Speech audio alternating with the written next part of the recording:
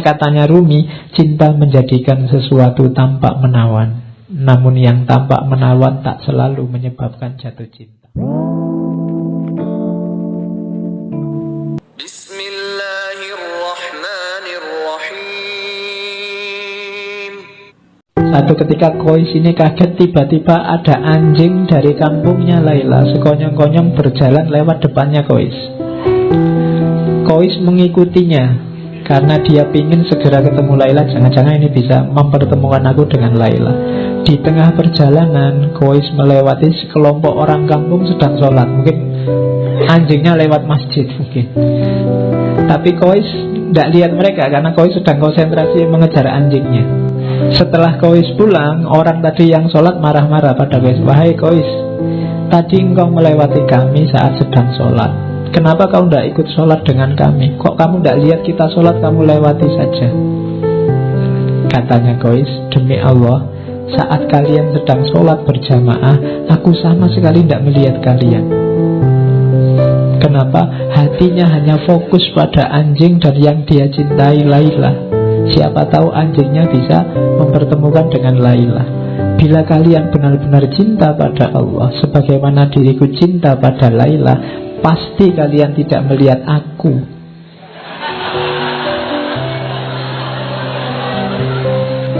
Padahal kalian sedang berbicara dengan Allah, tapi mengapa kalian masih bisa memperhatikan diriku? Aku saja yang mengejar anjing kepunyaan Laila, pujaan hatiku, sama sekali tidak melihat kalian. Jadi ini sindiran luar biasa dari Kois. Ya, aku aja cuma anjing aja sampai lupa sama kalian. Kalian sama Allah loh, masih bisa. Iya, sibuk sama diriku. Itu sindirannya Kois pada orang-orang. Ada lagi ini cerita. Jadi suatu ketika di rumah Laila diadakan pesta. Semua warga desa diundang. Majnun yang tidak diundang menyusup saja masuk. Sampai di dalam rumah dia lihat loh, orang-orang kok antri. Dia juga ikut antri. Nah, waktu dia ngantri kan yang membagi antrian kan Laila. Jadi dengan ikut antri itu dia bisa memandang wajahnya Laila. Waktu pas dia dapat antrian, Laila ini tidak ngasih makanan ke Kois, tapi malah piring yang untuk Kois dibanting sampai pecah. Wow, keluarganya Laila seneng. Alhamdulillah Laila sudah sadar sekarang. Orang-orang seneng semua, tapi ada orang yang lihat, ini Kois kok tidak sadar. Kois kok juga ikut-ikutan seneng. Terus ditanya sama orang sedekati Kois, Kois, kok kamu malah tersenyum? Kamu kan habis dipermalukan di depan semua warga desa. Kenapa mukamu masih senyum? Kois malah heran, loh kapan saya dipermalukan? Tadi waktu Laila mecah piringmu. Kois jawab, oh enggak begitu, kamu salah paham. Laila itu memecahkan piringku tujuannya hanya satu, agar aku ikut antrian lagi. Kalau aku ikut antrian lagi bisa ketemu lagi, kita bisa berlama-lama saling memandang, sehingga rindunya bisa terobati. Jadi rahasianya di situ.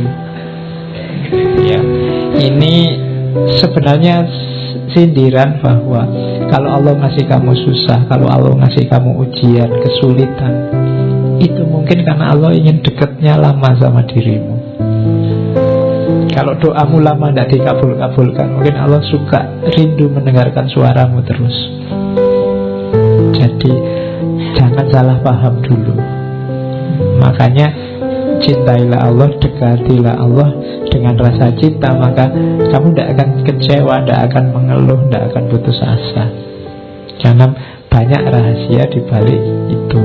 Nah itu rahasia cinta ilahi. Kayak Laila yang banting piringnya Kois itu kalau dilihat biasa saja kelihatan, wah ini tega sekali sama Kois. Tapi Kois yang ngerti rahasianya malah tertawa. Orang kampung yang tidak tahu dia sorak-sorak, dianggap wah Laila sudah sadar, padahal tidak. Terus Satu ketika Majnun ini sakit, sama teman-temannya dibawa ke tabib. Katanya tabib, oh ini sakitnya parah, harus dibedah karena ada yang infeksi, ada darah yang harus dikeluarkan. Tapi Majnun menolak, jangan, saya tidak mau dibedah. Tabibnya bingung, lah kok kamu takut? Selama ini kan kamu keluar masuk hutan sendiri, macan tidak takut, apalagi binatang buas tidak takut. Lah kok kamu dibedah aja takut? Katanya Majnun, enggak, bukan dibedahnya yang saya takut. Lah kamu takutnya apa? Aku takut pisaunya menyakiti Laila. Ya, tabibnya heran, lu menyakiti dari jalur mana? Wong yang dibedah kan badanmu. Katanya Majnun, lu justru itu, Laila itu ada di setiap bagian tubuhku, dia ada di aliran darahku. Jadi aku takut menyakiti. Ya karena ini pelajaran bahwa ketika orang sudah sangat mencintai, antara yang mencintai dan dicintai sudah tidak terbedakan lagi. Jadi kalau Laila disakiti, Majnun yang sakit. Kalau Majnun disakiti, Laila yang sakit. Jadi ketika Majnun dibedah, yang dikhawatirkan oleh Majnun adalah sakitnya Laila. Kenapa? Kalau Laila tahu Majnun dibedah, dia yang sakit. Itu yang dikhawatirkan oleh Majnun. Kalau orang yang kamu cintai sedang disakiti apa dia ini, kan kamu juga tidak terima sakit. Nah, itu yang tidak diinginkan oleh Majnun. Makanya jangan dibedah. Aku takut apa? Kenapa di setiap aliran darahku ada Laila? Kalau aku disakiti, Laila juga sakit. Ini pelajaran cinta selanjutnya. Ada kisah satu ketika Majnun ini ingin ketemu Laila. Terus dia naik onta, tapi sayangnya ontanya baru melahirkan. Nah, onta yang baru melahirkan ini masih sayang-sayangnya sama anaknya. Jadi waktu ditunggangi oleh Majnun, ontanya ini bolak-balik, mau maju tapi dia mau mundur lagi, maju mundur lagi, dia nggak nyampe-nyampe. Akhirnya Majnun turun, katanya Majnun, sudahlah, saatnya kita berpisah, cintamu dan cintaku tidak sejalan. Iya, loh iya kan, ontanya mencintai anaknya, dia mencintai Laila, jadi tidak sejalan. Karena menunggangi kamu, selama ini aku berjalan di tempat, kadang maju, kadang mundur. Perjalanan beberapa hari memakan waktu 60 tahun, maksudnya lama sekali. Aku tidak akan menunggangi kamu lagi. Majnun terus turun, terus lari, tapi terus jatuh dia, kakinya patah. Tapi dia tidak putus asa ceritanya. Kakinya patah, dia ikat sendiri, terus dia menggelindingkan badannya. Tidak bisa jalan kan? Ya, merangkak juga tidak bisa, kakinya sakit diikat. Ya sudah, muter aja menggelundung.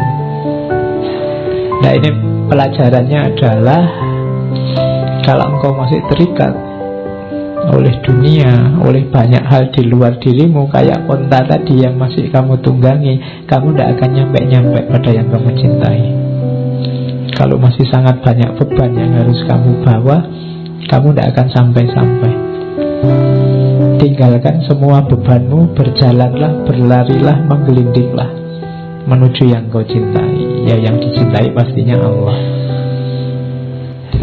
Terakhir, satu ketika Khalifah ini yang mendengar cerita Laila Majnun sangat populer, satu ketika ingin tahu anak muda yang dilanda cinta itu kayak apa. Terus dia lihat ditemuinya Laila, tapi dia heran, oh Laila itu cuma kayak gini aja loh wajahnya.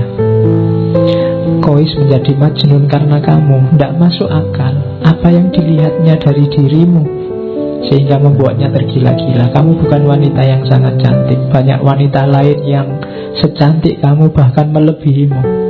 Ada cerita yang bilang, katanya Khalifah, bahkan dayangku yang paling jelek lebih cantik daripada dirimu. Tapi Laila menjawab, diamlah, yang dia lihat tidak terlihat olehmu karena kamu bukan Majnun. Ya, kamu tidak tahu Karena kamu bukan yang mencintai. Hanya yang mencintai tahu keindahan yang dicintai. Jadi itulah kisahnya Laila.